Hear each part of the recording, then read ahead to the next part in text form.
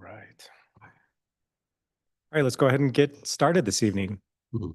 This is the Planning Commission January 22nd public hearing. Can I start with roll call, please? Calais Cruz. Gavin O'Toole. Rich Levy. Brian Adams. David Box. Perfect. Before we get into any agenda items, is anybody here who would like to give us public comment on something not on tonight's agenda? All right, seeing none, we'll go into our first agenda item. This is public hearing for recommendation to council. This is PL 2025-0309 Marshall House Development Plan. Is the applicant here for a presentation for us?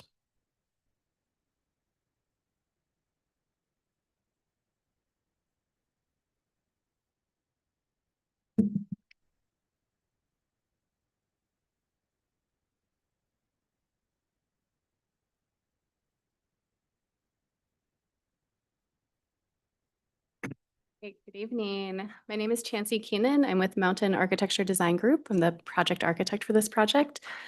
And I'm really excited to talk to you about the Marshall House, which was just last week designated as a local landmark, which is pretty exciting.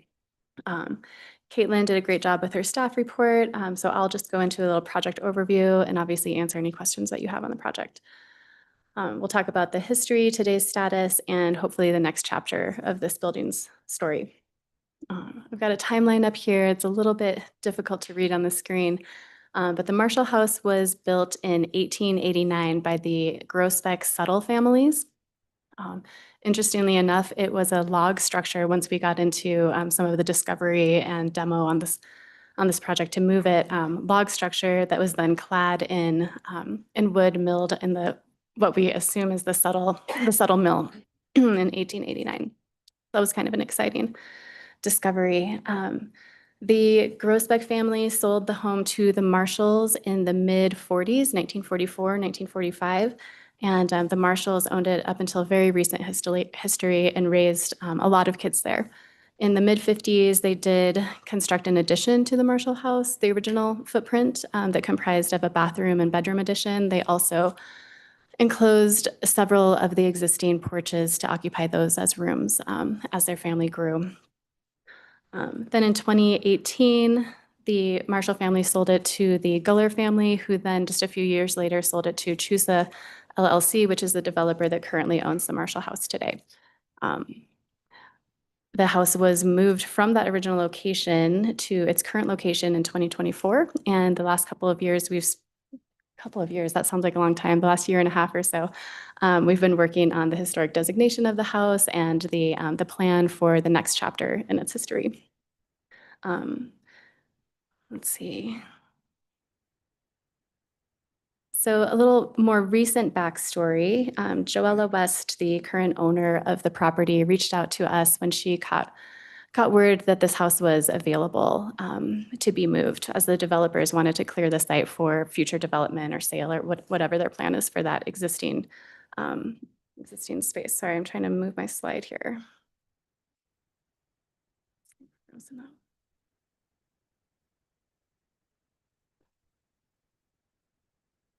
Not sure why we're not switching. So Joella reached out to our team to perform a feasibility study to see if the existing structure would even physically fit on her site behind Smell That Bread. I wish I could get this other, sorry, give me 1 second. This other slide to show. There we go. Oop. To see if the building would even physically fit on the site. And the answer was maybe. The site has significant constraints as it is located along Soda Creek and has many other challenges associated with that. The site is, like I said, bordered on the rear property line here. This turquoise shaded area is Soda Creek. We're also in the floodplain, and this blue shaded area represents wetlands and the floodplain area, as well as the pink shaded area represents building setbacks. We have a water body setback of 50 feet from the high water mark. We have a spaghetti bowl of utilities underground. We do not have an alley to the site, and we also have very steep topography from Oak Street and the pedestrian way down to the creek. So in looking at the site and whether the house would fit, we identified, what are our primary goals with this project? And it really is historic preservation of a local resource that is predominantly intact. We identified the strongest element of the project as the cross gable Victorian roof, and looked at removing the 1950s additions and the porch enclosures. In doing so and looking at the wetlands and the floodplain, we were able to fit the project on the site if we push up against some of our property lines. So that was exciting news to know that it would physically fit.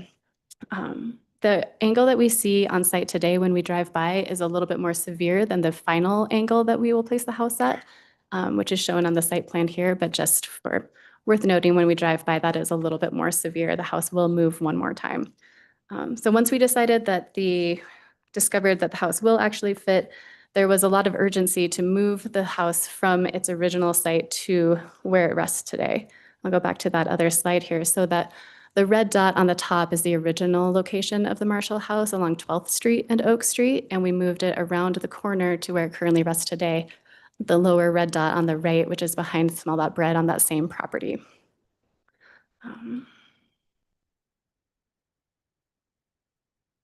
So once we were able to move the house to the site, we were able to take a breath of air and really start digging into the planning aspect of that, and worked closely with planning staff and Caitlin as the historic preservation staff member, Todd Carr at the building department to do a technical analysis of the entire project. We still didn't know what the use of the project was going to be, what the floor plans looked like, how to deal with structural systems. We need a basement underneath the structure to support it, given the steep site topography, which comes with construction logistics, as you can imagine, and sequencing. We're looking at zoning and the entitlement process, which is where we are today, modern mechanical systems for an old house, accessibility with the ADA, and Secretary of Interior standards for preservation of existing buildings. And the result of that is were some floor plans that we're pretty excited about. The main level floor plan on the right will be at the street level, and that is the existing Marshall House as it is today. The plan on the left is the basement level, which will have a separate business in it. The two businesses will occupy the darker shaded areas. So we'll start with the main level at the ground, at the sidewalk elevation.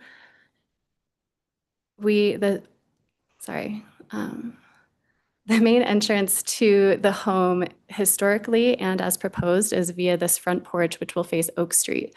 You'll come into what is historically the living room, which will remain furnished as such, where you can be greeted and either shown into the tavern on the main level, which we're calling a speakeasy, or you can head downstairs to the cigar lounge. The lighter shaded areas are common public spaces, available for tours, and also just support spaces like restrooms and custodial space, mechanical rooms, that kind of function. On the main level, where the speakeasy is shaded, we have the original dining area, which will have tables and chairs to enjoy beverages. And then where the historic kitchen is located back here in this area is where the bar will be located to kind of represent that original function. We also have what we assume was a bedroom on the lower level here, which we have furnished as kind of a piano lounge. I think it'll be kind of a fun speakeasy function that we don't currently have in Steamboat. On the lower level, we come downstairs and we have the cigar lounge in that darker shaded area. State requirements do require us to have that space be fully enclosed. We don't have any operable windows, there are no operable doors, and again, those are requirements, so we don't have any air escaping from the building to to potentially be a nuisance to neighboring properties. We also have been working with a mechanical engineer to provide a really robust air infiltration system so that we can handle any of that smoking lounge air so that none of the other spaces are impacted by that use. And then I think maybe most exciting for Joella is that this is, again, going to be open for walking tours. So those three functions are what we were able to identify. Moving to the exterior, we have the historic photo on the lower left corner of the page here, which is really exciting for us. We don't often have photos of these historic structures, so we are able to take our existing intact resource and just improve that and repair some of the areas that are deteriorated or reconstruct some of the elements that are missing. But in the end, the idea is that it will look very similar to the photo that you see on the left there. The basement is not historic, obviously. So we want to treat that as a modern element. We're proposing a light colored sandstone for the exterior that would kind of nod to historic foundation sandstone that was quarried locally, but with a rectilinear pattern and a smooth face. The windows also have steel headers and just some elements to really differentiate the construction period between 1889 and 2026.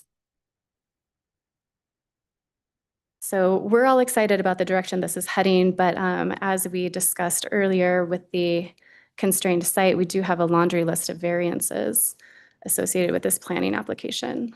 However, we feel that the integration of this historic resource as a prioritized goal of the city easily justifies these requested variances.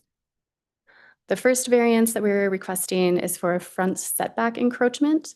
As I previously noted, we pushed the structure to the front property line to stay out of those environmentally sensitive areas along the creek. We also looked at, the rhythm of the street and alignment of the adjacent buildings. And again, this is kind of a small photo up here, or a small screen. But on the top right, you can see the adjacent buildings and how the placement of the Marshall House is in line with those, which I think really meets the intent of the front setback and is consistent with the rhythm of the adjacent structures along this street from the public way. So the perceived setback, I think that intent is indeed met. The second variance that we are asking for is a front setback for the accessory structure. That's the trash enclosure that is located in between the Marshall House and the existing Smell That Bread building. On the top left photo, there's this red box that you can kind of see here, and that is pushed up pretty close to the front setback line. I think we have 1 foot 1 inch separation there. We'd met with a refuse service provider to come up with the best solution to provide refuse and recycling management for the property. And this was really the only location that we could identify for the trash enclosure. We clearly don't have an alley for traditional trash pickup. The trash enclosure is designed on elevated posts with a bridge to grade because the topography is so steep, and that is a shared facility between the Marshall House functions with the tavern and the cigar lounge and the Smell That Bread building, along with the 2 condominiums that are currently located above the Smell That Bread building. We have an intentional design for the trash enclosure to be functional but also attractive. The doors face the side property line as opposed to the front property line in the public way. We also are using materials that would simulate a historic, backyard or side yard shed structure. The third variance that we are requesting is to the side setback, and that is on the northwest side of the building over here. I apologize that this is so small. We have a small orange shaded area that's also part of the exhibits in your packet that shows the encroachment on the side. We placed that setback at 5 feet, which is a magic number for building code separation reasons. We know that we're already in a dense neighborhood, and really the portions of the building that are encroaching into that side setback are a low porch roof and the low massing of the existing bay window. Can maybe pop back. So on this rendering that we have on the lower image, it's this lower roof of the bay, part of that, and then this lower porch roof are what encroaches into the side setback. Worth noting that the grading will all be within the property boundary and not impact the neighboring property. Back here.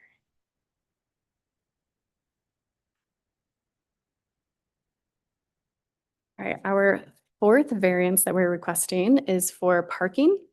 I will start by noting that the condominiums that currently exist above the Smell That Bread building do have off-street parking accommodated right in front of the Marshall House. This aerial image shows that, and so do the 2 site plans. Historically, there have been off-street parking spaces there that the condos have used, but those were recently put into a formal agreement with the city so that they can continue to use those parking spaces, which are technically in the right-of-way. So the use of the Marshall House as a tavern and cigar lounge, in conjunction with the square footage of those spaces, resulted in 1.06 parking spaces being required.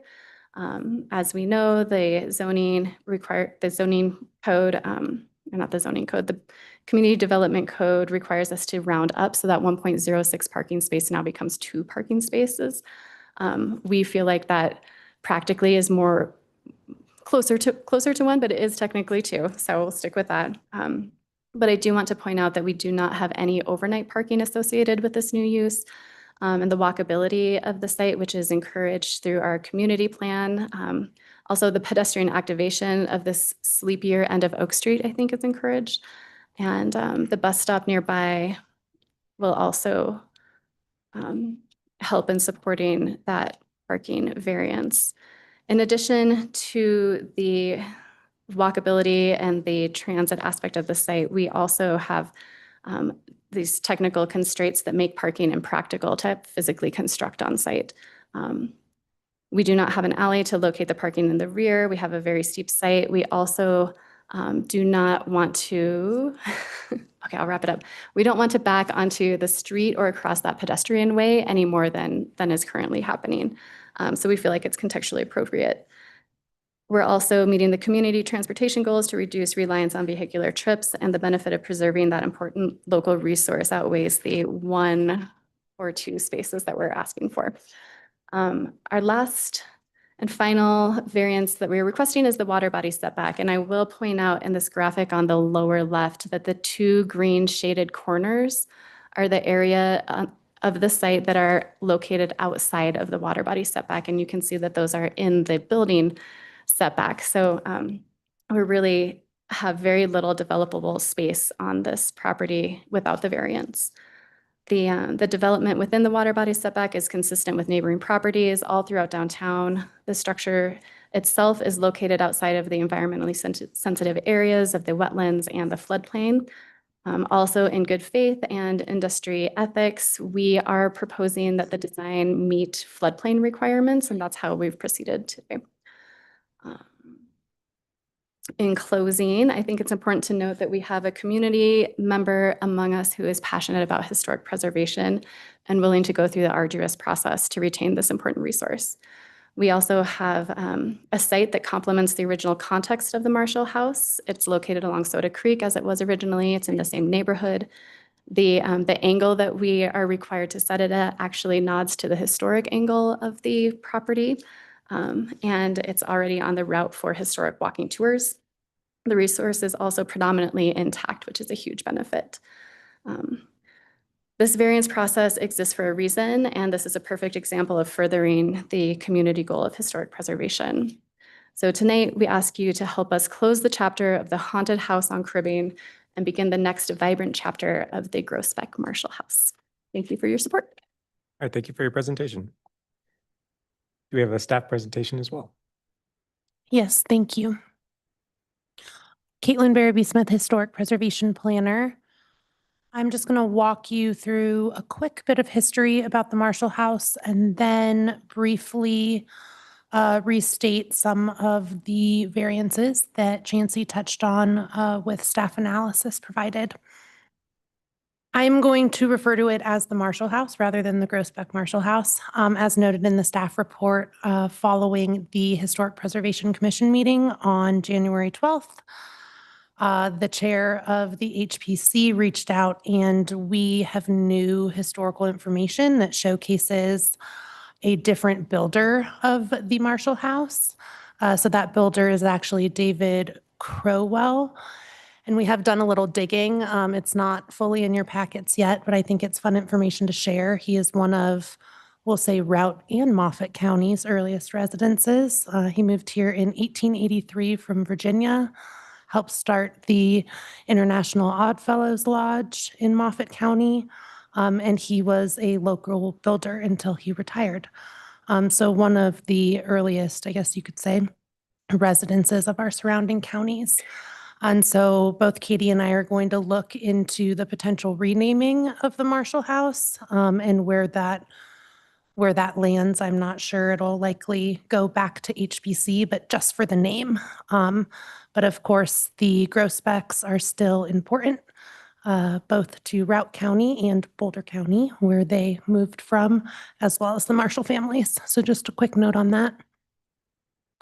The Marshall House is historically significant and architecturally significant. It is our newest local landmark on the Steamboat Springs Register of Historic Places, which means that any physical change to the alteration of the exterior must follow Section 111 within our CDC, which also requires it to follow federal and state standards and guidelines, specifically the Secretary of the Interior standards for rehabilitation. And so some of those are touched on in regards to staff analysis for the variances requested. The Marshall House was originally located at 134 12th Street, so just around the corner. That lot was purchased a few years ago, I want to say March 2024, by developers who intended to redevelop the lot and therefore chose to demolish the historic home. We had quite a few community members interested in moving the Marshall House to a new location, but none actually followed through other than the lot owners that it currently sits on, Overlook Development. So it was temporarily moved and placed there in August 2024. In order to do that, the planning department, we had to go to city council and request an ordinance. Our code does not allow for the temporary storage of a structure. Rather, we do allow for the temporary storage of construction trailers and other storage uses in our land use code, but not structures. So that is why the Marshall House is allowed to sit there today. We were hoping that this development plan would be complete within the agreement that accompanied that initial ordinance. However, as you know, development plans are challenging, especially with a challenging site. So we did go back to City Council for a second ordinance to extend the temporary storage and use, which will allow the home to sit there until the end of December, so December 31st, 2026. If the development plan and subsequent future building permits are not approved and issued prior to that date, I believe we actually specified September 2026, then the house will have to be relocated and potentially demolished. Given that it was difficult to find an open parcel of land or any sort of infill spot, that would be challenging. If it were to be potentially relocated outside of the city limits of Steamboat Springs, that would also be detrimental to being able to tell the history and the story associated with the home and its context right here in downtown Steamboat Springs, and particularly its placement along Soda Creek. The lot that it's currently sitting on has been given the address 1133 Oak Street, so I may reference that a few times. It is in whole with the Smell That Bread building, 0.23 acres. So when we calculate lot coverage, FAR, that's looking at that entire plot of land there, which is plotted as a condominium. 5 variances are being requested: a front principal setback with a standard at 10 feet. What is being proposed is 1 foot, approximately 1 foot 3 inches from the property line, resulting in an 8 foot 7 inch encroachment. And I'm going to group the first 4 variances for you all, given that the staff analysis for them is quite similar. The second variance is a front accessory setback. The standard is 15 feet, proposed at 1 foot 11 inches from the property line, which is a 13 foot 11 inch encroachment. The reason why the trash enclosure, in order to meet refuge management needs, required strict accessory setback variance is because it does have a roof and 4 walls, right? So we do consider that an accessory building, even though it serves the purpose and use as a trash enclosure. And then the side principal setback to the west side, the standard is 10 feet. What's proposed is 5 feet for a 5-foot encroachment. And then a parking variance. The parking requirement for the CK2 zone district is 1 space per 900 square feet, which the exact calculation results in a requirement of 1.02 parking spaces. But given you have to round up to the nearest whole number, that sets the required parking at 2 spaces. The requested variance is to limit that to 0 spaces for parking. As you'll see in the site plan, there is right-of-way parking directly in front of 1133 Oak Street.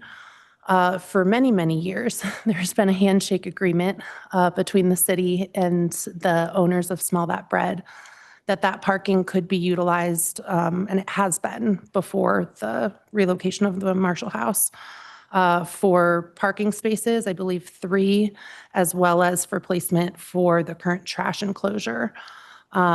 Just this past year, the owners Overlook Development were granted a variance to officially use that right-of-way parking from our Public Works Director.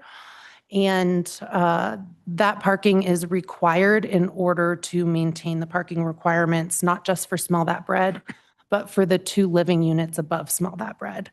And, staff specific to the parking variance requested does feel that that is in line with the proposed use and the availability of parking along the street, and then as well as with public lots.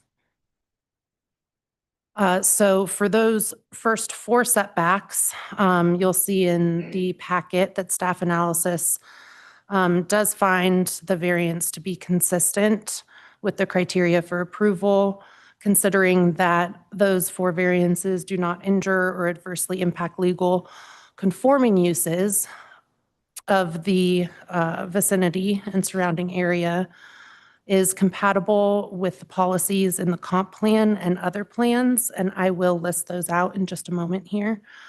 And then you'll see that staff really made that determination through analysis that the request only partially meets unnecessary hardship, given that there are special circumstances of the property and of the lot size, topography, sloping, water body setback, but the owner is making that decision and that choice to move that structure to the lot. That is their choice.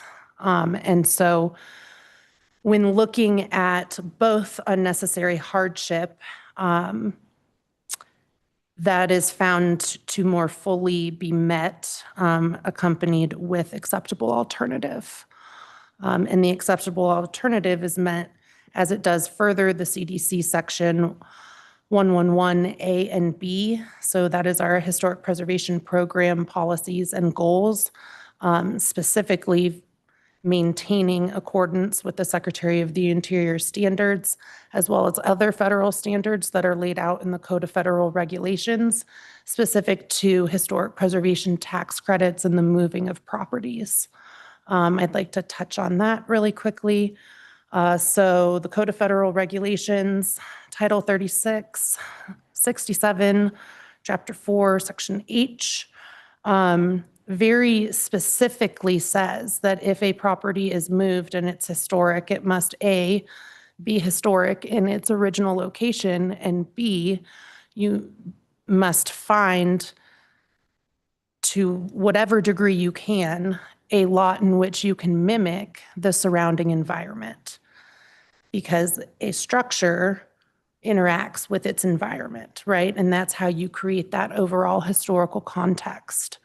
And so the placement As the preservation planner, I feel quite lucky that this lot was open for infill and placement of the Marshall House, particularly because Soda Creek runs right behind it, which is a very key feature from its original context at its original location at 134 12th Street.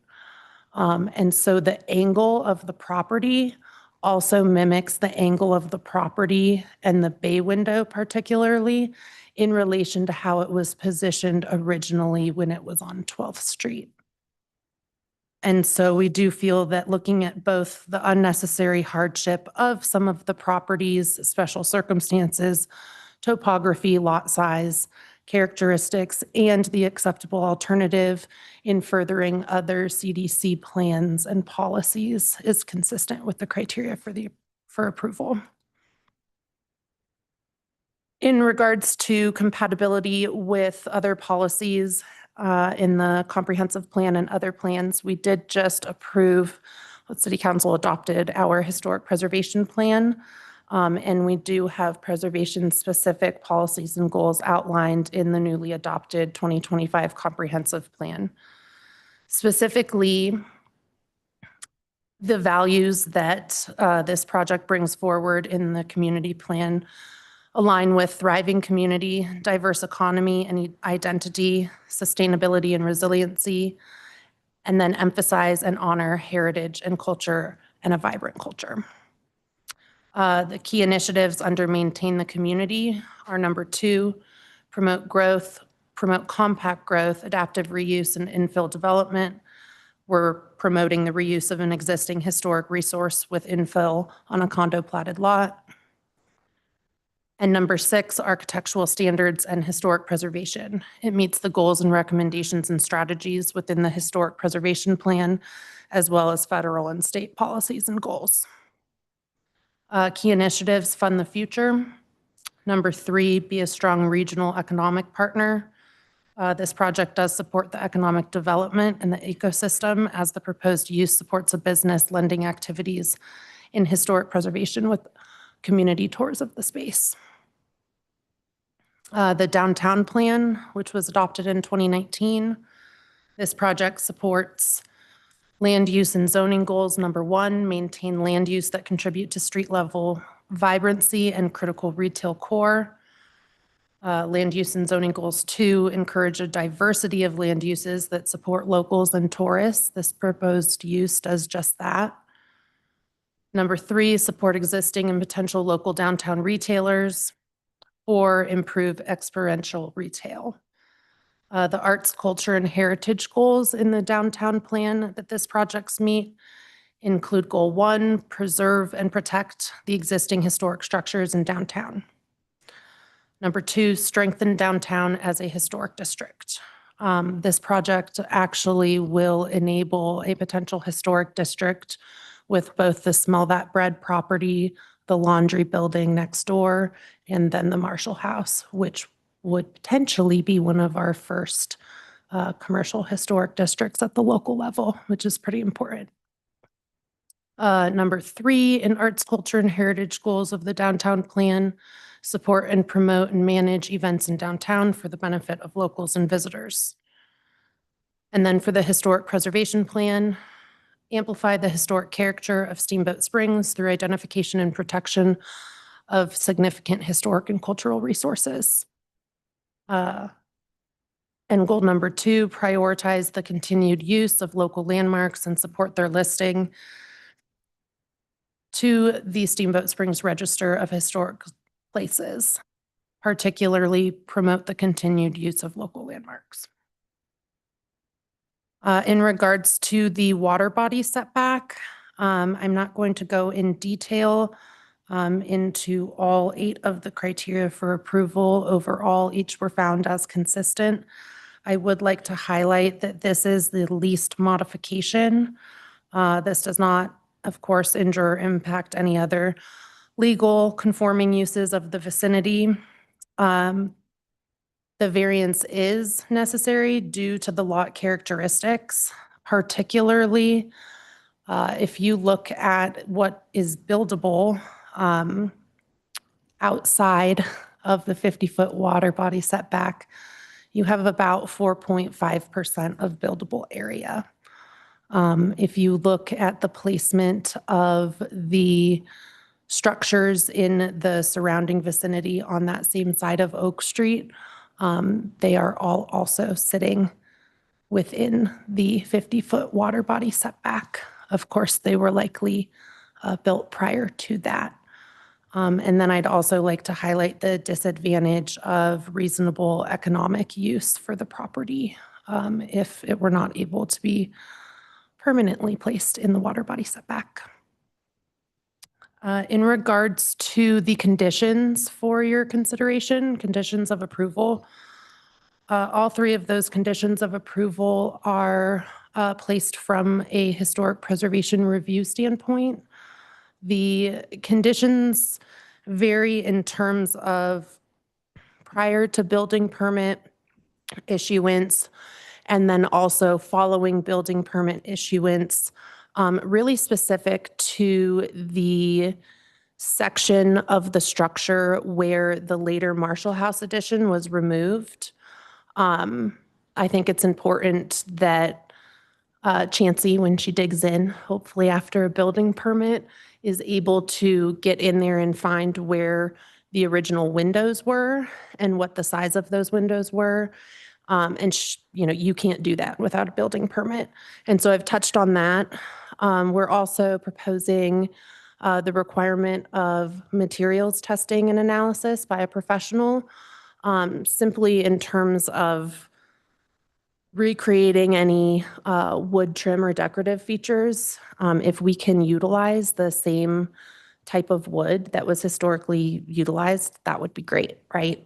And then also with paint analysis, there are some pretty wonderful technologies out there for quite reasonable prices, and it could actually help us match what exact colors were used and at what points of time across history they were used. There's also a condition specific to a variety of building features that staff would like to be able to continue to review if this project is approved by both Planning Commission and City Council prior to moving into building permit. One reason for that is the way that our code is written. Once a development plan is approved, our Historic Preservation Commission is not able to review future building permits. And so we want to make sure that there is still some sort of staff oversight on that work. Thank you. Great, thank you for your presentation. Do we have any questions from commissioners to staff or the applicant?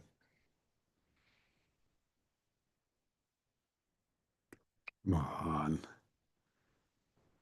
Atta girl. No, go ahead. I'll be here all day. You're gonna make me go first, aren't you? Okay. My questions are primarily about the parking variance. Does Smell That Bread have any parking on site? The parking that is utilized in the right-of-way is for, again, staff of Smell That Bread and then tenants above Smell That Bread. I'm unsure of how many parking spaces are solely dedicated for Smell That Bread use, but I know there is parking along 11th Street. I'm going to chime in, but I'm going to ask the applicant team if I get this wrong to correct me. From our research on the, when the property was condo platted, that created the two residential units above the bakery. There are two spaces, I think, two parking spaces located either partially or wholly within the right-of-way that were sort of approved to meet the parking demand or need of the residential units. I don't think there's any parking dedicated to the bakery, the retail space. Is that correct? Okay.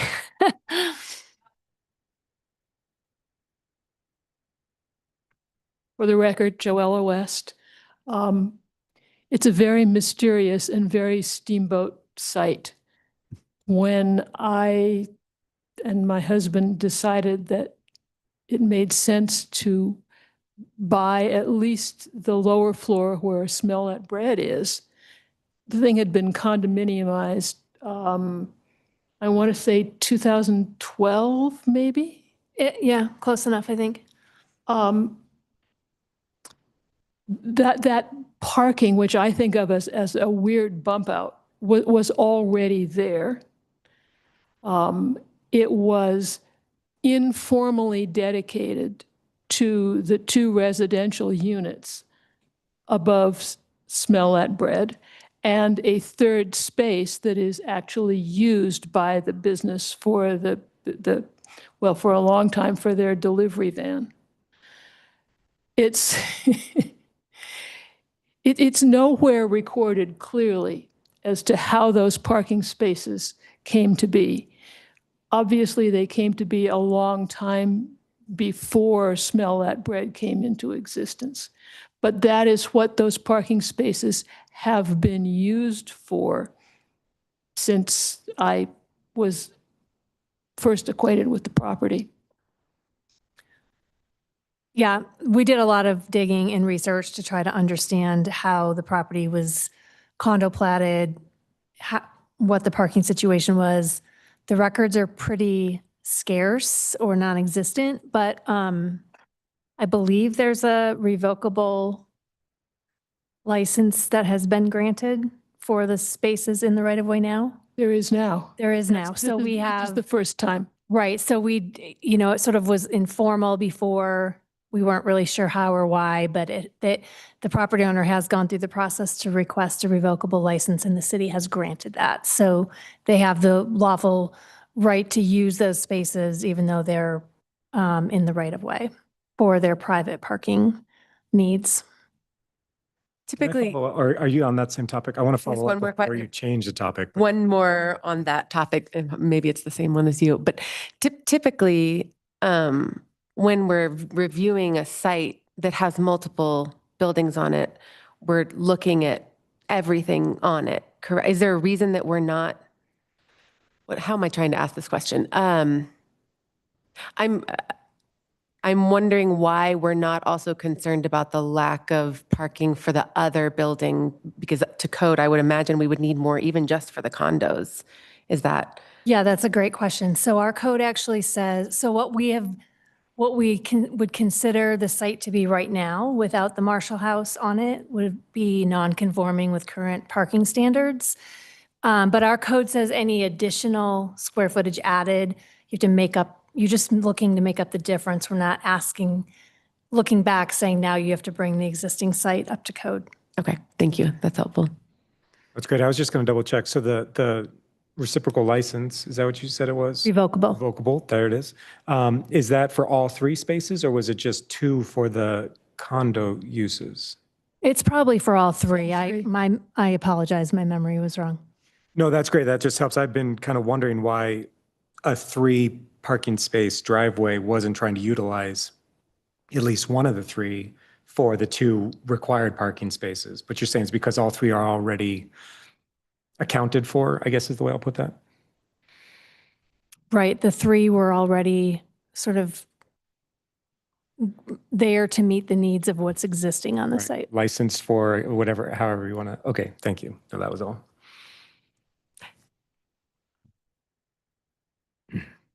I don't know how to ask that question.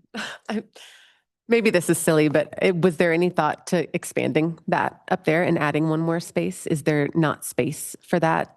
Or was that a consideration, or do we not want to expand the parking in the right of way?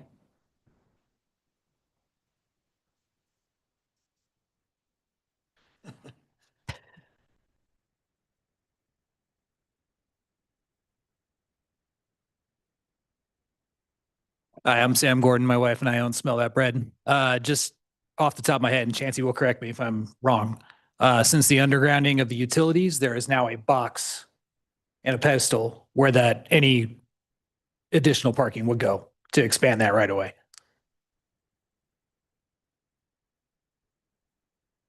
Or Ryan can help. I'm Ryan Spalside with Landmark Consultants, with the civil engineer. I also happened to be around in 2009 when this plat was recorded. And what I would say is that it was just a different time and a different place, and the paperwork was not what we do now. And one of the big changes since then is that parking, the CDC now specifically requires that parking is on your property. So even there are some utility and grade issues with adding more parking, that would still be a variance for this particular application because it's in the right of way and it's not on the property. But as Sam said, there's some utility challenges, and then there's also a pretty significant grade difference there. As well as we're trying to, the existing building has, that bottom floor is actually exposed there. So that's also part of the challenge with filling there. But even if we did that, it would still be a variance. Sure. Other questions? Sure. Caitlin, thanks for the great write-up, by the way, and for including the HPC minutes recently. Very helpful. One of the discussions at HPC was around the condition and adding the word professional. Can you just give a summary of that discussion? And do you feel comfortable using that term? And how do you check that off when it comes to it? Because that's really there's no true definition of the word professional, I would think, or I may be wrong. That's a great question. Yes, it was my suggestion to add the word professional. For lack of better terms, in my professional opinion, preservation is a very niche field, and there are experts out there that have the, that have the equipment, that have the knowledge, think about it in terms of carbon dating, right? We're not going to go to a CMC intern and ask them to carbon date an artifact. And so I really do feel that adding that term professional in there best suits the project, and helps set our community up for success in terms of technical expertise. So there's no certification or anything, other term that could be used? I suppose certified could be Certified. used. I might want to look up and Yeah. make sure that they are certified in X, Y, or Z prior to that. It's just a hard one. Yeah.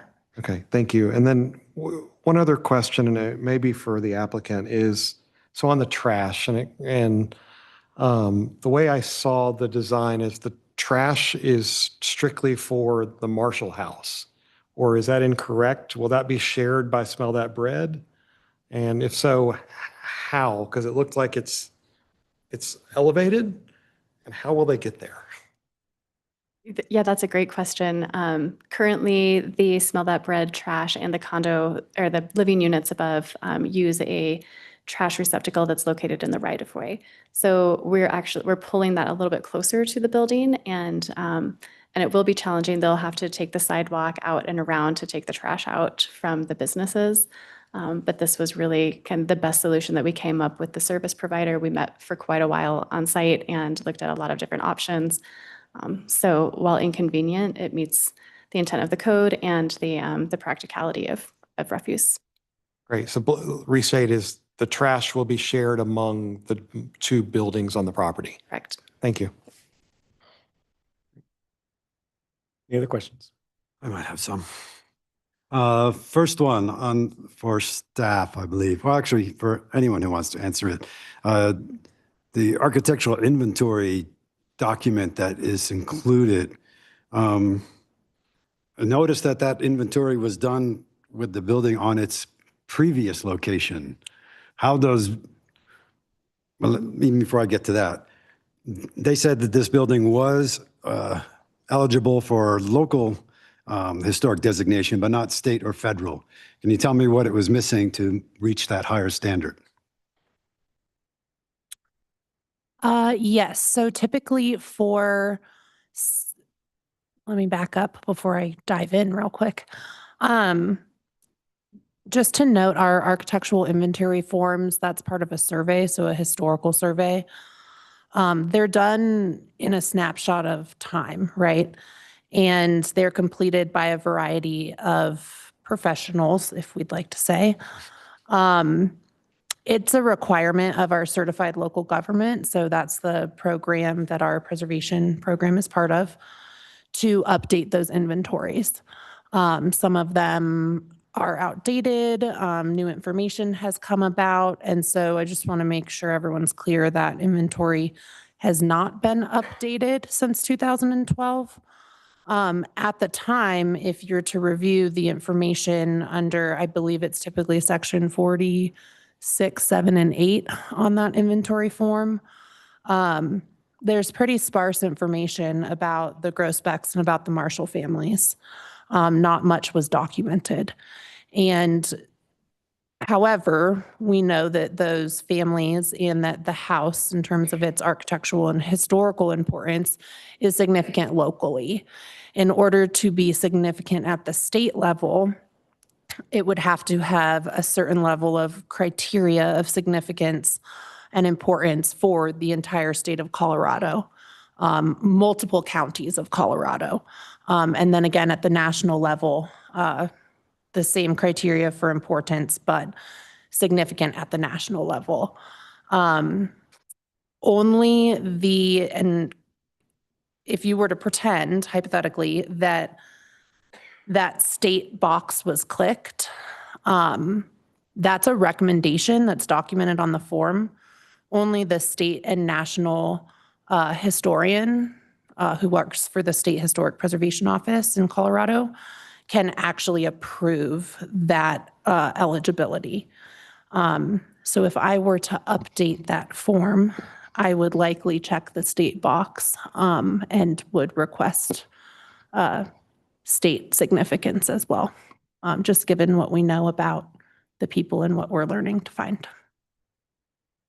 Okay, so is this document just a step that you had to take, or does the information in this document substantiate the local decision that this property has historic significance or not? That's also a great question. So by code, the historic preservation planner determines local eligibility and significance. This form that you have, its formal term is a 1403 state form. It's an intensive level survey form. So it's a survey form that we would complete and actually file with the state for properties that we would like to learn more information about and we'd like to formally document. It is not required to determine local significance. Great. Yep. Thank you. The next thing I heard you had said, you talked about building orientation. The picture both on the inventory and in historic pictures that were included in our packet both highlight the bay window.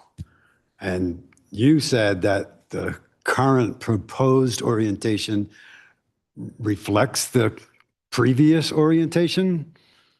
It reflects the orientation of the footprint of the house in relationship to being parallel to Soda Creek. So if you were to be standing on the former lot, I'm going to get my directions messed up here. The south elevation of its former placement was parallel to the lot. Another really similar characteristic of the original lot and the proposed lot is the topography.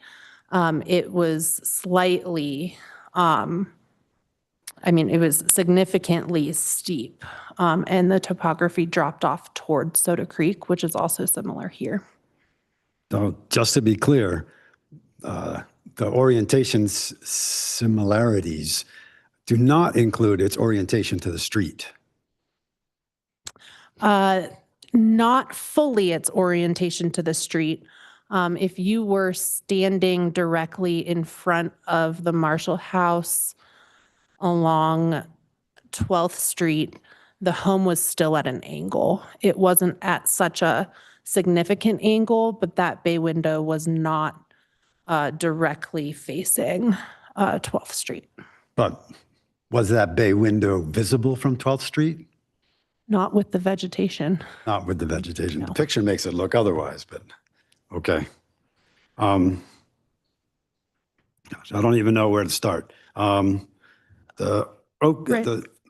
More, I'd love to hear more. Thank you, Rebecca. If you're viewing the orientation along Oak Street, not just 12th Street, its placement and angle is also very similar. The proposed placement mimics the original placement in comparison to in relationship to Oak Street. Ah, okay. So we didn't just take into consideration 12th Street, but also Oak Street. Okay. Gosh, I don't even know where to go. If someone wants to jump. Well, here, let me go. I'll go back to the area plan. The community canvas, key initiative number 6 talks about, and all throughout the canvas, it really does talk about the importance of historic preservation. I would not undermine that goal. But one of the key sentences I saw in this one was that this key initiative works towards the goals of historic preservation, and I'm adding emphasis, in addition to the community design standards. Correct? I didn't misread that in any way. Basically, it's saying we love historic preservation, but we're not ignoring, it doesn't get a, I'm going to editorialize here, it doesn't get a free pass just because it's historic preservation. Yep, go ahead. So in terms of our community development code, when we have conflicting standards, we look at what standard is the most strict. And so when we are trying to preserve architectural characteristics, we defer to the Secretary of the Interior standards, which are federal design standards. And we also defer to our local historic design guidelines, which are adopted by City Council. And so typically we waive our community design standards if the property is listed and following preservation standards. Yeah, let me clarify what Caitlin's saying. In the CDC, the design standards, there's a provision that if it's a historic building, then the design standards do not apply. I think what you're getting at is the request for variances with justification that it furthers the preservation goals. Is that sort of what you're speaking to? No. Okay. The design standards that I'm going to be going to says for Oak Street, the building should be primarily facing the street. The primary entrances need to be facing the street. Also, the historic preservation code that I wrote somewhere said that the important features should also be facing forward. And then also any building should also be, the building lines should also be parallel to the lot lines.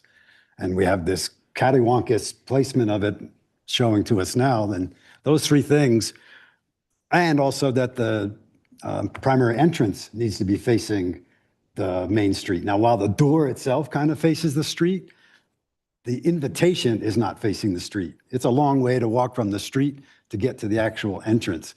And it seems to me, I think that this house would certainly look better, if not meet the code better, if the bay window was facing the street. To me, that's the visual importance. I'm not an expert on the historical importance, but everything I've read, that a lot of the details that were called out that make this a unique building are some of the fenestrations on that bay window facade, which is being hidden in this current orientation.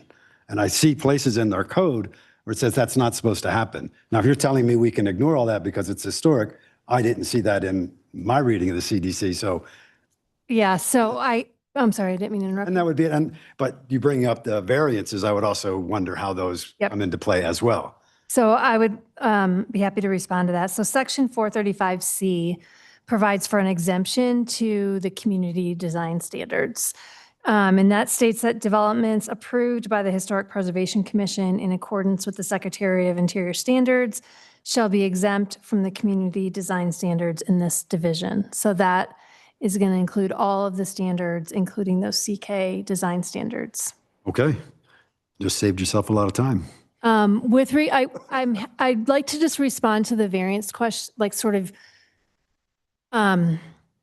you'll see, and as Caitlin went through, the acceptable alternative is what staff has relied on for justification of the variance requests, particularly that alternative of that the proposed plan better meets other code intents.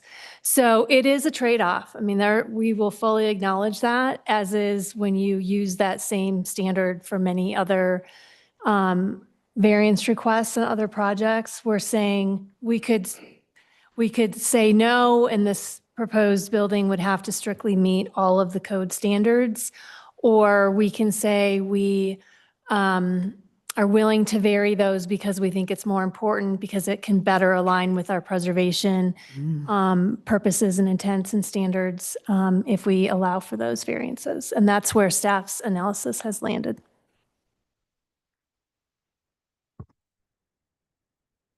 Any other questions? This is for staff. And I'm getting crossed up a little bit on the structure and the use. Procedurally, how those are linked or independent. Like, if this goes forward, will it be the lounge and tavern, or could it be a daycare and hot dog stand too? So what they're proposing is the tavern and the Restaurant tavern. cigar lounge, which we're considering a retail service type use. So those are permitted uses in that zone district. If those businesses don't succeed, or, the property sell, any number of things down the road could happen. If it's a use that the code allows by right in that zone district, the use can change without coming through for approval. If it were to be proposed to change to some other kind of use that would require conditional use approval, then that would come back to Planning Commission. Okay, thank you. Any other questions? Does this development plan not require any stormwater treatment facility right there in the floodplain? I don't see any. Is that a variance?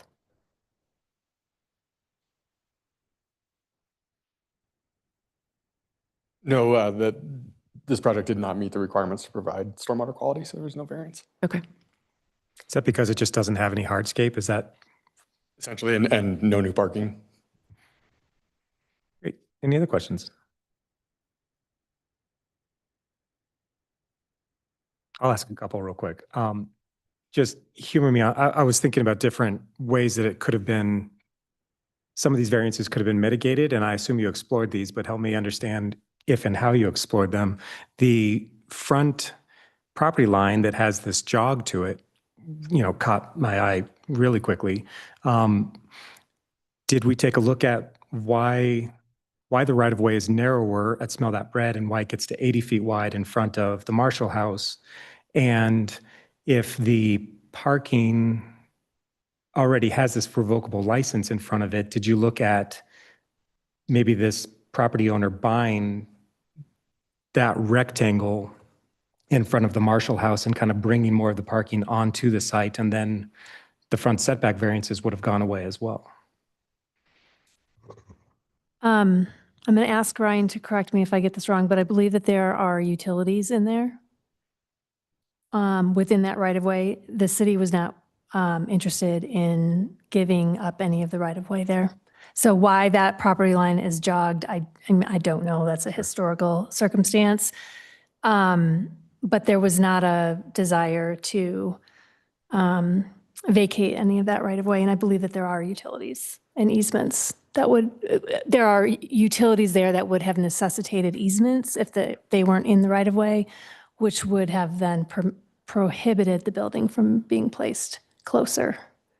Right. Not that the building would have been closer, but the parking would have been now on the property, and the setback would have been met because the setback and the easement would have been the same. Oh, I see what you're saying. Yeah. Where I was coming I mean, I guess it could have made some of the math work. But again, we would have been essentially what you see on the ground wouldn't change. Absolutely. So, yeah, I don't think that that was contemplated, and I don't think that that was something that the city would have entertained.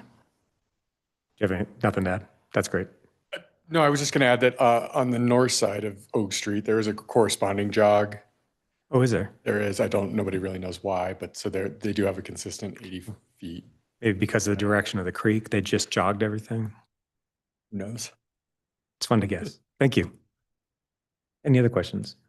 So one question, given Gavin's question around use, the use that's being presented here does include the cigar lounge. And this was a conversation at HPC also around, and you mentioned it in your staff report that this is an enclosed area. But I'm a little confused around the patio on the back that has a door to the mechanical area. So people always try to find a path of least resistance, and I'm concerned about nuisance to neighbors because cigars are very stinky. That's a technical term. And finding ways that folks could go outside and making sure those are managed appropriately. So I see this patio, if I'm looking, I guess, from the back, cigar lounge is here. There's a patio on the right with a door to the mechanical area. Am I interpreting that correctly, Chancey? Is that the only door to the mechanical area? And is there any way for individuals to get to this patio for potential use? There is not. Okay. The only access to the cigar lounge is through the building from the ground floor entrance down the stairs or the elevator to this level. There's no door or anything from any of the spaces, even the office, to the exterior from the basement level. The mechanical room door access was simply a function of laying out a business in this really tight space and having that located next to the cigar lounge. Okay. Is there an additional door to the mechanical space? And this is probably over and above but there's not. No, this Thank is you. only access. Other questions? I'll ask Gavin's question in a different way. Even though the staff report represents a speakeasy lounge, what we're approving is a restaurant use. Is that correct? The allowable use is for a restaurant and tavern in which we feel a speakeasy does fit inside of, yes. So any restaurant or tavern use can go in there, not just the one that's being depicted by the applicant, without further review by us. That's correct, because it would not be a change of use. I understand completely. I had another one. Oh, the walking tour thing is I think this is a valuable component that we're talking about, allowing historic tourist visitation, whatever, to appreciate the historic value. Is that part of the operating plan? What if somebody decides we don't want these people walking around in here anymore?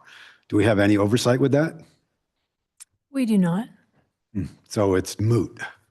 Thank you. I think those were my two big questions on that topic. Any other questions? I have a question about the water body setback, just so I understand that. You both, staff and applicant, have a great lengthy justification and criteria, lots of criteria to choose from. I was curious how that works into the direction that water body setback criteria are kind of going and water quality. The city has made a lot of headway with that. I don't think we've put anything in writing, and we're only being required to follow the CDC today. But is this going directly in the face of what those new goals are going to be? That's a really good question.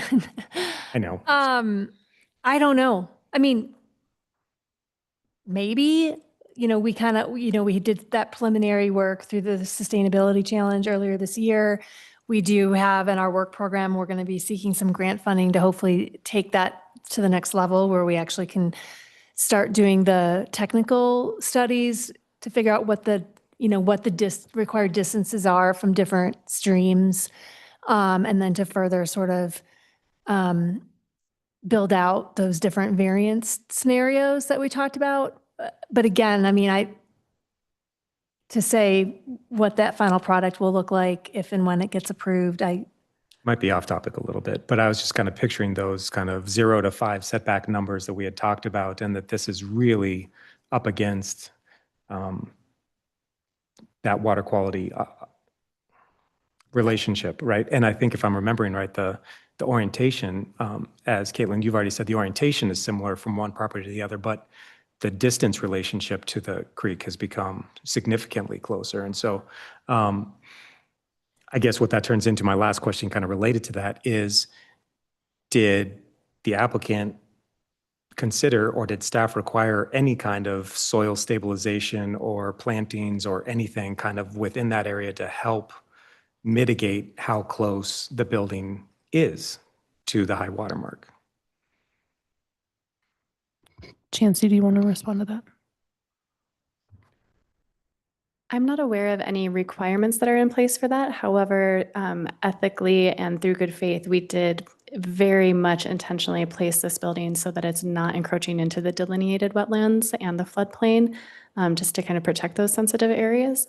As far as the water body setback goes, we are obvious that the entire site really is within the water body setback, which would make this completely undevelopable from today's standards if we weren't granted that variance. Yeah, and I will just add, staff did not ask for any additional landscaping beyond what the code would have required, and you can see what's proposed on the site plan. I can't read the sheet number. That's okay. Okay. Yeah. No, I understand. I guess where a few of the criteria were things like, injure or adverse impact, legal nonconforming uses, of course, is a big one, but also I think it's higher up. It's number 3, maybe? No, that's the strict application.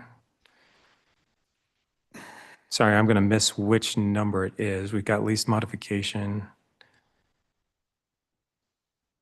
I guess basically is the answer to my question that there's just no criteria that we currently have in the CDC that would require some kind of mitigation of the impact that a building this close to a water body would have if we were to grant an encroachment like this. And maybe the answer is no, there isn't anything in the CDC that could require that. I think that if you felt like you couldn't make the finding for that water body setback variance without a condition of some mitigating treatment, I think that's certainly something that the Planning Commission can discuss with the applicant and see if they're agreeable to that. But I think certainly, staff found that the criteria for approval, that what was proposed was consistent with those. It's Planning Commission's job to make that, next decision. And so if you're not comfortable making the findings based on those 8 or so criteria, I think that would be an appropriate discussion to have.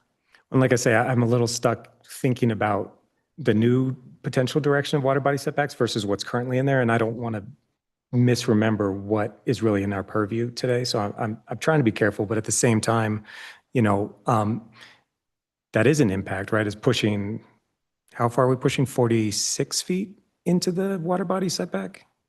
Is that right?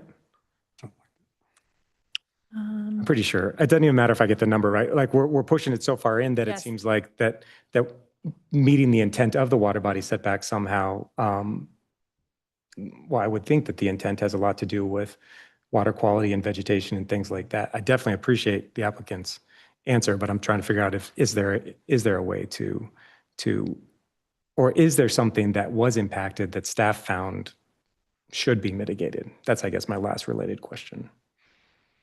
I think that we were really happy to see that the building was not located, it was not impacting the floodplain Yeah. or the wetlands in that area. Likewise, and I appreciate that comment from the applicant as well. Okay. I will add, Brian, that it's a pretty heavily vegetated site, if we'd like to put that out there.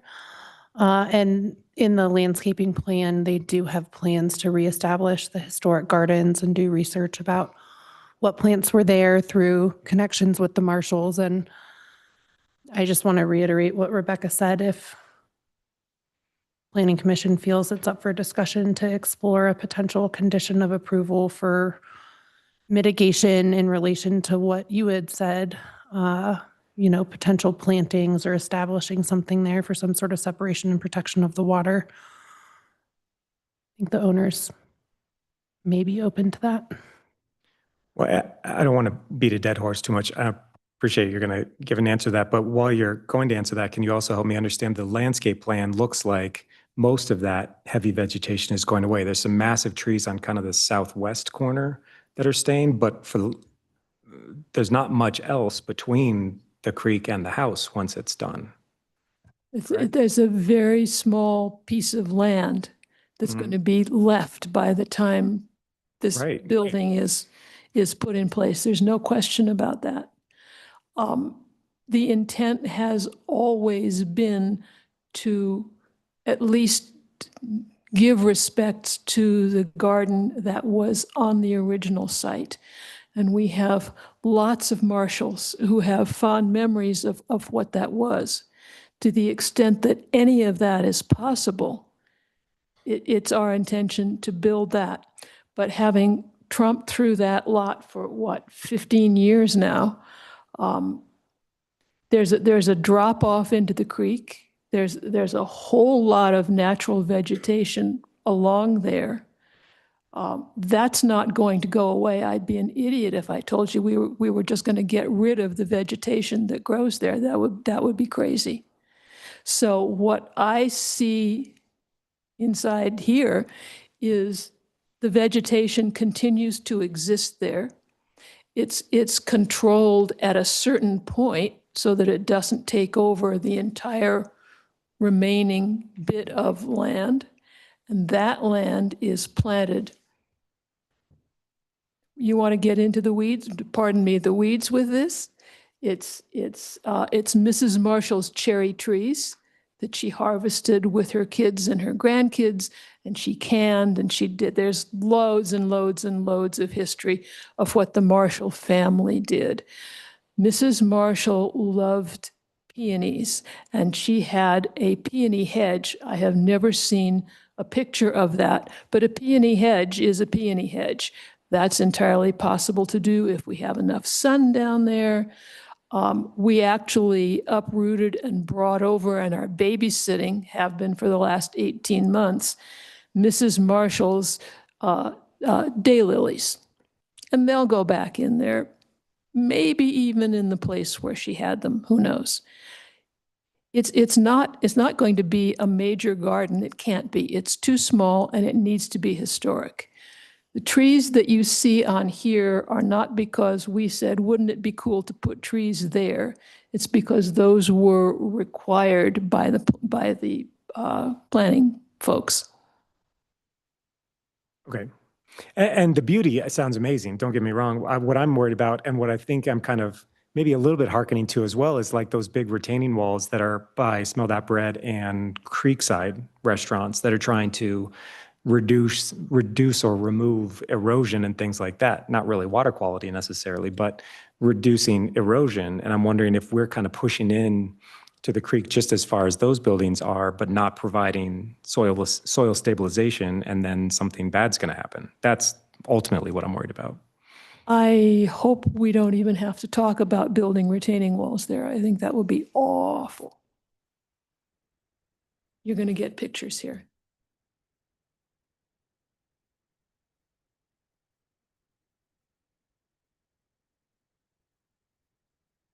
Okay, I'm not sure what I should be pointing at. I don't have specific pictures to this. I wasn't necessarily prepared to show those. We do have them on file, but you can see in the photo of the haunted house looking photo to the left of this is where the creek is, and there is that thick vegetation still. The foundation for the structure will fall approximately where you see the cribbing. So as far as maintaining those plants that are right along the creek, those still exist today, even after moving this house onto the site. And the intent is to stay very much out of those delineated wetlands, et cetera. So. Thank you. Yeah. Thank you. Any other questions? I have another question, kind of in follow-up to one of Rick's questions, Rich's questions. The house, I imagine you tried orienting this on the site many, many different ways. Can you talk to us about why you wouldn't want to face that beautiful bay window towards the front? Certainly, because I think we all would love to see the bay window facing the street as well. However, it doesn't physically fit in that orientation. We spent a lot of time trying to figure this out, and in order to preserve the historic resource, this was the only orientation that we could come up with. Again, through many, many, many studies that didn't impact the wetlands and the floodplain. Also, those were kind of critical elements that we just didn't want to encroach into.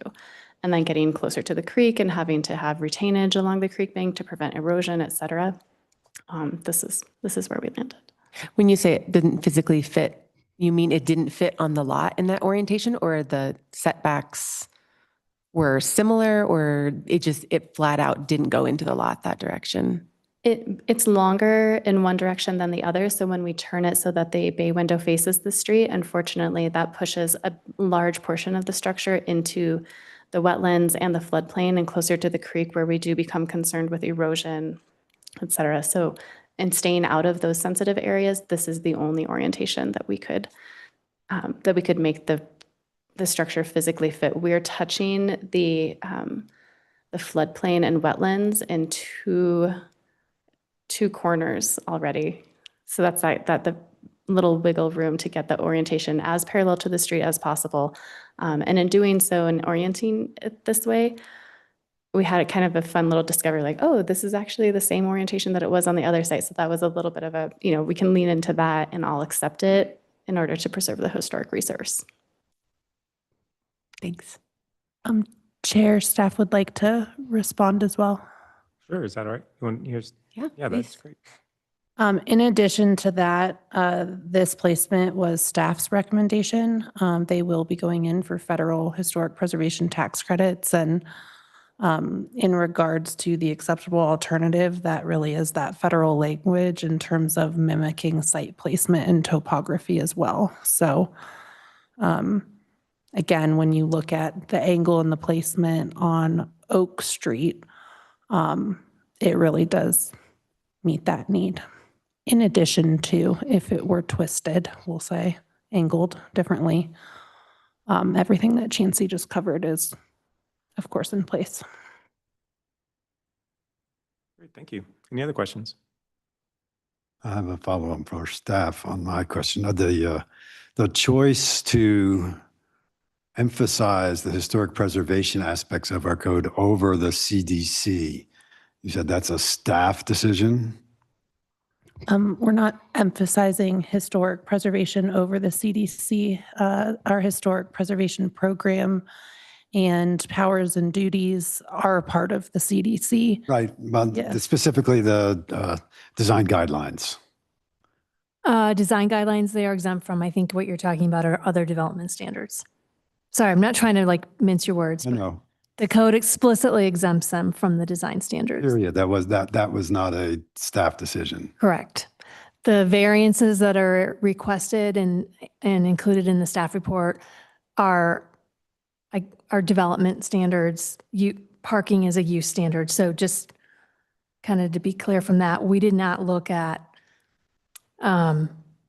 transparency, building design, materials, all of those things. Obviously, we want to preserve the historic structure. And so that is why the CDC would explicitly exempt this building and this project from those design standards. Thank you. Other questions? Is there any public comment on this agenda item? Yeah, great. Come on down and please give us your name and address and try and keep your comments to 3 minutes. I'm Kathy Bayman, and my husband Bruce and I live at 1053 Pine Street. And first, I want to say that we very much appreciate that the applicant is saving this historic home. Caitlin's already addressed most of our questions. We do have 2 remaining concerns. First, since the immediate neighbors, including us, our residential inhabitants. We'd be concerned if hours were late night, possibly causing lounge patrons to be allowed when leaving the establishment. And second, we are concerned with the potential parking variance. Parking during high season is a challenge, and there is frequent illegal parking in this area, too close to stop sign setbacks, in front of driveway accesses, and in front of the fire hydrant on the corner of Oak and 11th. And there is very infrequent enforcement for the illegal parking. The variance narrative from the applicant dated October 30th compared their location to that of the businesses on Yampa Street. However, Yampa has ample parking on both sides of the street. There is no street parking on the south side of Oak in front of 1133 Oak Street. The applicant's narrative also notes that their property is well connected to existing bicycle, pedestrian, and public transit access. However, in order for pedestrians to access public transit on Lincoln from 1133 Oak, they must leave the sidewalk in front of Smell That Bread on 11th Street, walk in the street across Soda Creek Bridge, and then through an angled parking space to reach the sidewalk in front of Creekside. Walking on 11th Street is particularly concerning during the dark evening hours of the winter busy season, especially since cars traveling down the 11th Street hill from the north don't have a stop sign. I would like to suggest a striped pedestrian walkway that extends south from the 11th Street sidewalk in front of Smell That Bread, continues over the Soda Creek Bridge on 11th Street, and then turns down the side of the angled parking in front of the Creekside patio to allow pedestrians access to the sidewalk in front of Creekside, where they can continue a safe access to Lincoln Avenue and the public transportation. Excuse me, there is plenty of room to do this next to the northernmost parking space in front of Creekside. We also suggest adding more no parking signage, particularly for the intersection setbacks, the driveway setbacks of nearby properties on Oak and Pine, and in front of the fire hydrant on Oak and 11th. Thank you. Great. Thank you for your comments. Is there any other public comment on this? Great.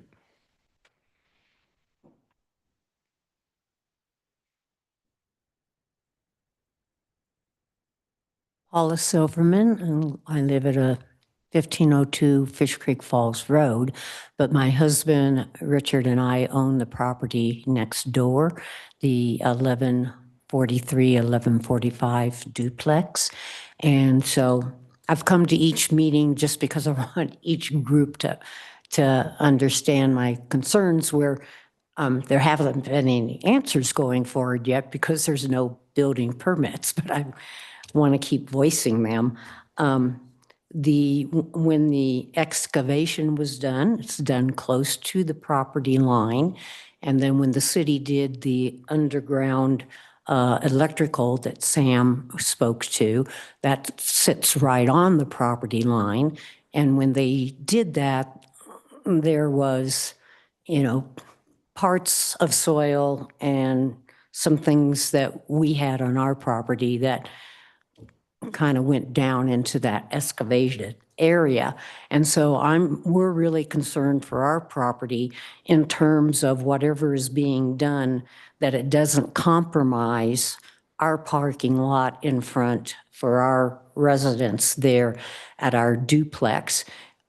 So I did read in all the plans that there are plans to be a 4-foot rock wall, but right now, how it's excavated, it's definitely deeper than 4 feet. So I don't know what kind of compactions are going to be done around the lower level when it's finally done. But I wanted to make sure that the retaining wall between the properties are done. And with the front porch being 5 feet off the property line, then that wall is basically going to be less than that, next to what the property line is. And if you go on down the property line towards the creek, there's an old log retaining wall. And I don't know if that's going to get compromised when things are finally being done or not, and what plans are being made for that. So that's just a concern that we really have. And then, again, one of you had questioned about exits to the lower level. So my understanding now is that they're not workable doors and windows, but there has to be an emergency exit door. And in the last meeting I was at, they talked about there's an emergency exit door, but it's not a regular in and out door. And I wanted to know which side of the property the pathway is going to be going down to that. Because again, that's going to be very close to either our property line or maybe it's a stair step down by their trash compactor.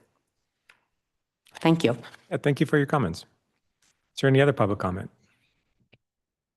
Seeing none, is there anybody online that would like to give comment? You can raise your hand. It's in the React area. Yeah, I think no. We'll close public comment and first come back to the applicant if you have anything else you wanted to add.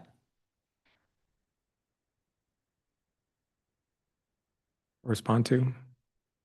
That's okay. Great, thank you. Or staff, Caitlin, do you have anything else to? Okay, any other final questions? That's one, just for the record and for the whoever's listening and the public comment, there were concerns, stated concerns about a commercial property, which is completely within the zoning district. And just because there's residential units next to it, they happen to also be in a semi-commercial district. Can you remind us what, you don't have to remind me, there are noise and odor ordinances within the city. If there are issues with those types of things, what is the recourse? What is recourse for any neighborhood complaints about that? Yeah, that's a good question. So the subject property, sorry, I'm just trying to pull up the zoning so I get it right. But so this entire block is zoned, this side of the block is zoned CK2, including the residential next door. The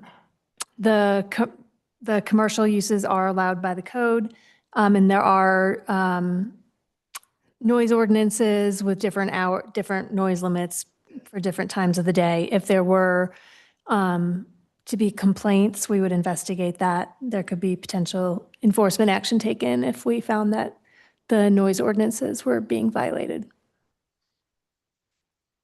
Thank you. Any other final questions?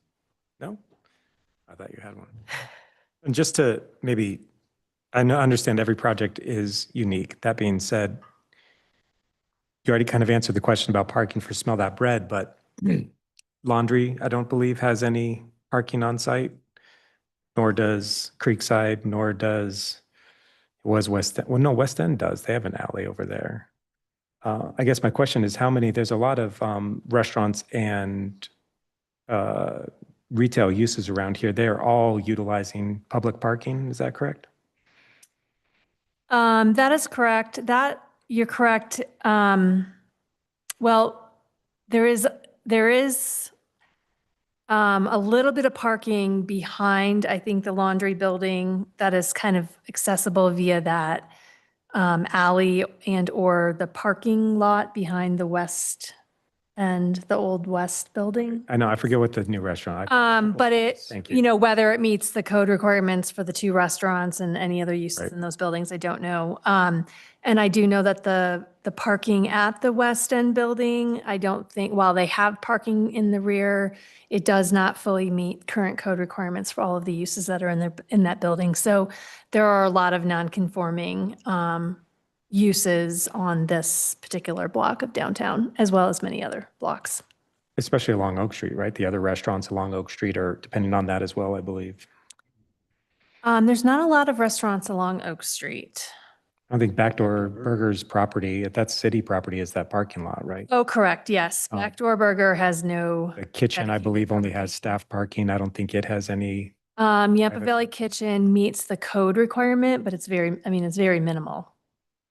They do have, you're correct in that I think they use it for staff, but it does meet the code requirement. Thank you. Yep. No, that was my last question. No other questions? I'll close our public portion for this agenda item and come to commissioners for discussion and motion.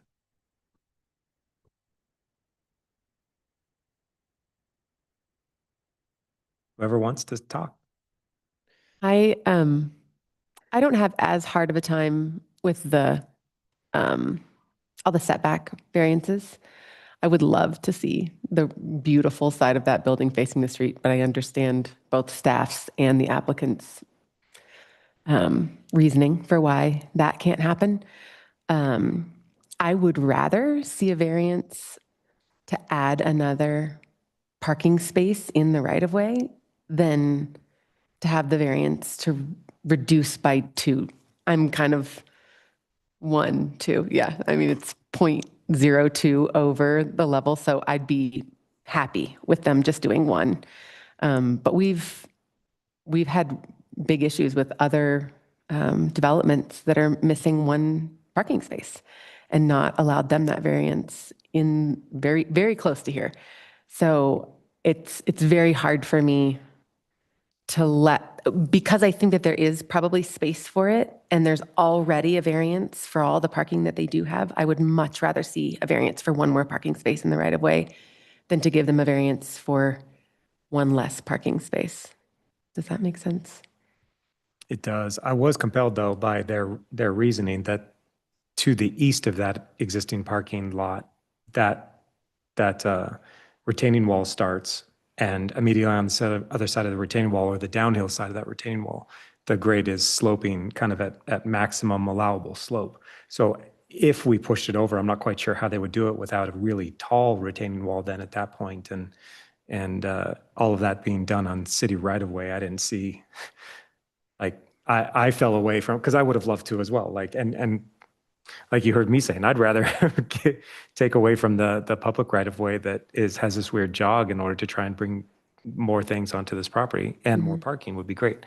I don't see how with the grading that would end up being feasible, though, is where I ended up, just for conversation standpoint. I think if it didn't meet exactly the city standards for what size a parking space was, you can park more vehicles than city standards say, and we're already well outside of variances. You could park 4 cars up there, but in the space, their sidewalk and their what's there, I think that it's possible if you didn't meet the width requirements, but then we're talking lots and lots of variances. But I just wanted to voice that I'm not super comfortable letting anyone have a fewer parking spaces than is required. I'd rather it be a different variance. Cool. Any other discussion or motion or anything? Yeah. I'll go. Front setback, I have no problem with that. The Smell That Bread building has similar structure, the size of the lot, Soda Creek, et cetera, makes that pretty hard, if not impossible, standard to meet. Front setback for the accessory building, for garbage structure, I have no problem with that in any way, shape, or form. Side setback, I was a little bit concerned about that. We've gotten public comment of people on that west side that are concerned about the commercial use being that close to their building, but I don't know if I'm allowed to quote the CK and the zoning district goals, but one of them is to have minimal side setbacks and to increase the density along those zone districts. So I'm kind of okay with that. Parking, I don't know what the alternative is to trying to meet that. I agree. I don't like this, it's parking is called out in the community canvas as being a problem through town. Their strategy is to start doing more paid parking and not necessarily create more parking. But I think there is a request to do a study to see if there should be more parking downtown. And this not requiring parking doesn't help that end goal of meeting a parking need. Water body setback, again, other buildings are all within that waterway as well without being, and they did what they almost had to do by not putting it in the floodway. And that certainly is a pretty well disturbed section of creek. I know we've talked about where do you end that and where do you begin actually protecting the water? At what point, where do you say, enough is enough. And I hear your concerns as well, but I just don't know how to address those. But in addition to that, to me, this is a square peg in a round hole. I mean, I understand and I'm really surprised. I mean, I could have saved a lot of time if I'd found the section of exempting the guideline standards, because I was going pretty bonkers over how this looks. I mean, the side of the building that's facing the street is a blank facade. We argue against that all the time in any other developments. We wouldn't certainly never have allowed a building to be built this way. And I really have a trouble with that. All the pictures we see, the focus on the bay window, and I'm not being a historic preservation person, to me, it's a stretch to say, well, the orientation is still along Soda Creek the way it was before. It's like, who cares about that? We want the public to be able to see this. We want people to be able to enjoy our historic preservation. And we're hiding, I think, what needs to be preserved. So I had a hard time, but knowing what I know about the code, I'm having a hard time finding where my justification is without, reaching deep into these variances and coming up almost with an excuse to recommend denial. I hate this. And I've said before, the hardest part of being on the planning commission is approving things I don't like and denying things I do like. So I think technically, I think they seem to meet the variances. This is one that, again, I just like square peg in a round hole. There's nothing I like about this, except that we are preserving a historic structure at the expense of many other goals. And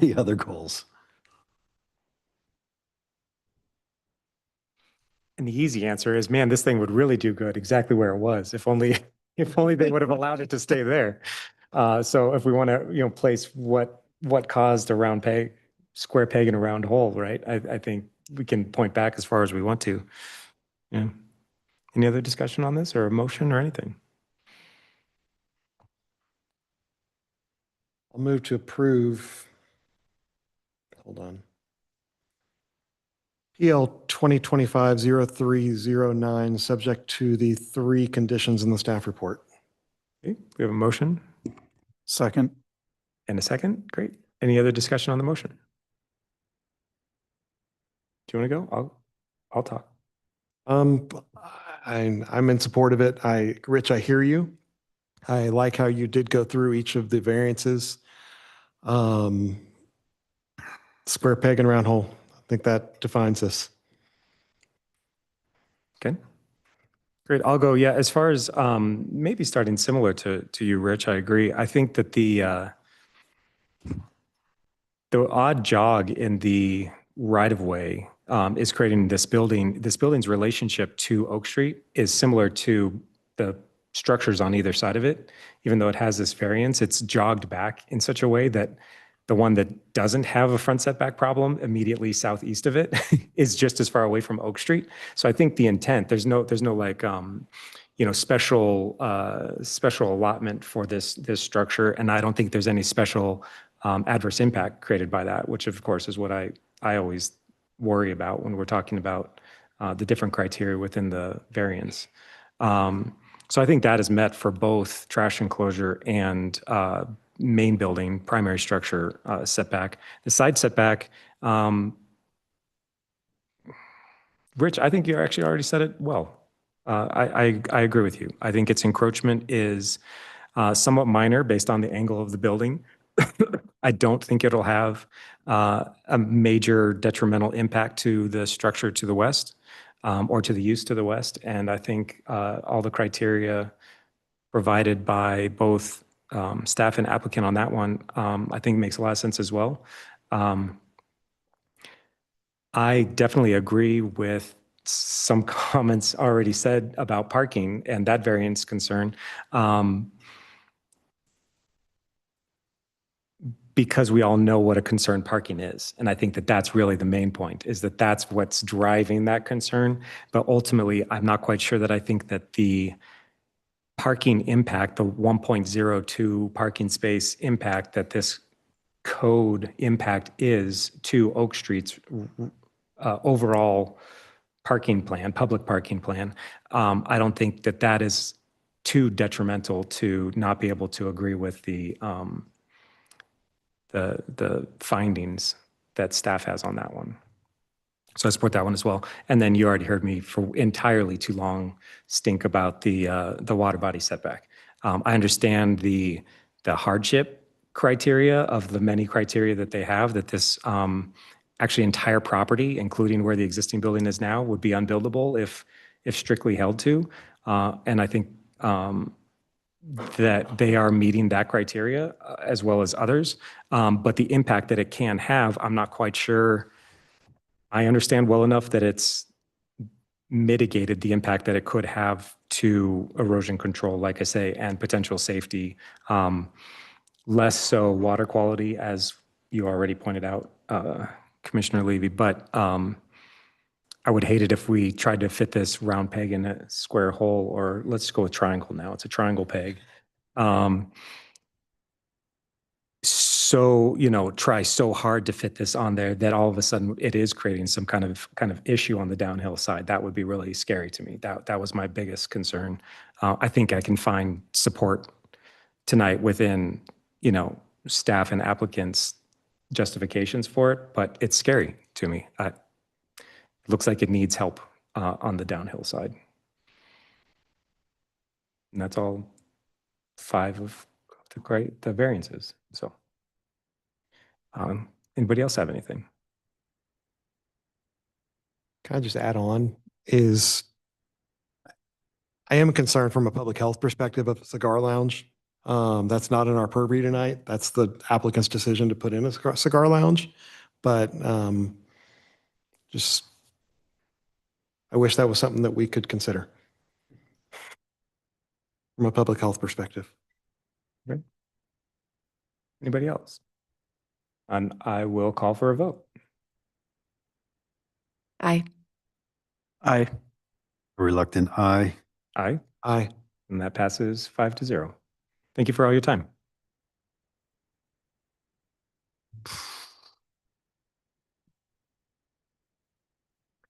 Do we have, that's our only agenda item. Do we have a director's report?